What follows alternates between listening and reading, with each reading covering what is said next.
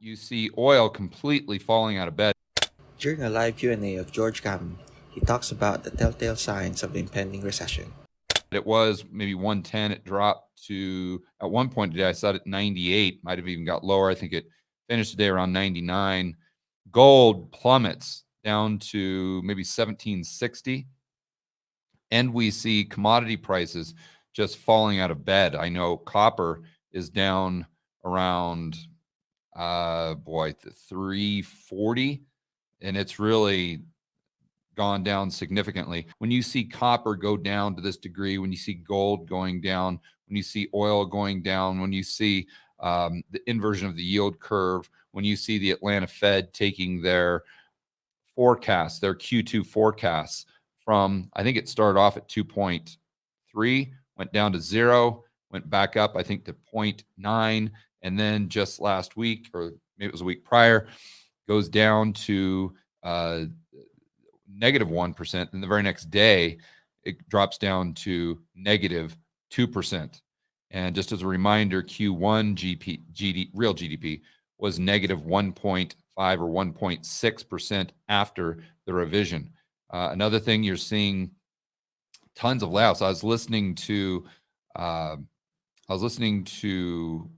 Adam Taggart today on his Wealthion podcast, which is fantastic, and he was mentioning how last year in June there was one, big publicly traded company that announced layoffs, and this year it was something like 137 announced layoffs. So again, there are no probabilities, there are no certainties. There are only probabilities. But boy, oh boy, the probabilities of a recession and potentially a severe recession are, in my opinion, increasing by the day. And one kind of, I don't want to call it an investing tip, but one thing that I've been seriously contemplating for my own portfolio, and I actually just talked to Lynn Alden. I asked her a question about dry powder, because I think a lot of people, including me and maybe some people on this live stream, have said, okay, well, maybe if the market goes down, if the Fed achieves their objective of the reverse wealth effect to increase unemployment, to bring down the CPI, a la the Phillips curve, I want to hold a little more dry powder than I otherwise would, even though I know there's a negative carry if my expenses are denominated in dollars, because the CPI is obviously 8.6%, and you're not getting a return on those dollars. Therefore, you're losing that much purchasing power relative to goods and services, but you might gain a lot more than 8.6% as far as purchasing power relative to other things you might want to buy, i.e. assets. So in my own portfolio, I've held a lot more cash as an overall percentage than I typically do. Most of you know that from watching my live streams. But what I thought about doing the other day is actually taking a significant portion of the dry powder and putting it into 1-year treasuries.